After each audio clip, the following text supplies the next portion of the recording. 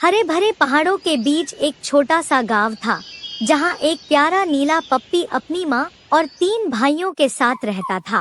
वो सब साथ खेलते और घूमने जाते। एक दिन जब वे जंगल से होकर लौट रहे थे, तभी अचानक आसमान काला हो गया। बिजली कड़कने लगी और बारिश ने सब कुछ बहा दिया। अफरा तफरी में नीला पप्पी अपने परिवार से बिछड़ गया। जंगल में पानी भर गया। नीला पप्पी भीग चुका था, कांप रहा था और भूखा था। तभी एक सफेद सारस उसे देखता है। बिना देर किए सारस अपनी पीठ पर उसे बैठाकर उड़ता है और उसे एक गर्म गुफा में ले जाता है। वहाँ वो उसकी देखभाल करता है, खाना लाता है और अपने पंखों से उसे गर्म रखता है। कुछ ही दिनों में पप्पी ठीक हो जाता है। फिर एक दिन सारस उसे उड़ाकर उसके घर पहुंचा देता है। माँ और भाई बहुत खुश होते हैं। परिवार एक बार फिर से पूरा हो गया।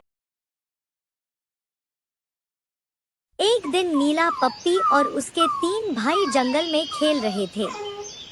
तभी उन्हें एक झाड़ी के पीछे एक पिंजरा दिखा। उसमें कोई फंसा हुआ था।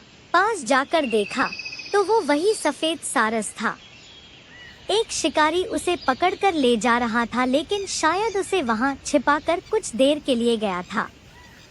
पप्पी को कुछ सोचने की जरूरत नहीं पड़ी। वो और उसके भाई मिलकर पिंजरे की कुंडी खोलने लगे।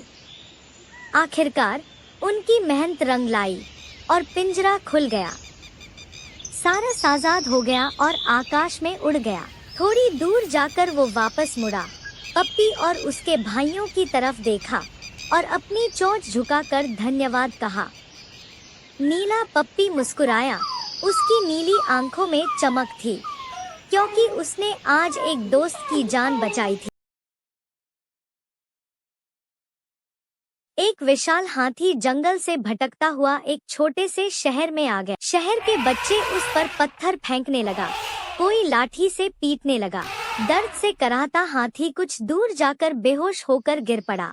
तभी दूर जंगल से नीला पप्पी दौड़ता हुआ आया और एक पुरानी लकड़ी के गाड़ी के ऊपर हाथी को बड़ी मुश्किल से खींचकर लिटाया और उसे नदी किनारे जंगल में ले गया। वहाँ पप्पी ने बड़े ही प्यार से उसके घावों पर पट्टी बांधी, उसे मीठे गन्ने खिलाए और रात में उसके पास आग जलाकर पूरी रात उसकी देखभाल की। धीरे धीरे हाथी पूरी तरह से ठीक हो गया।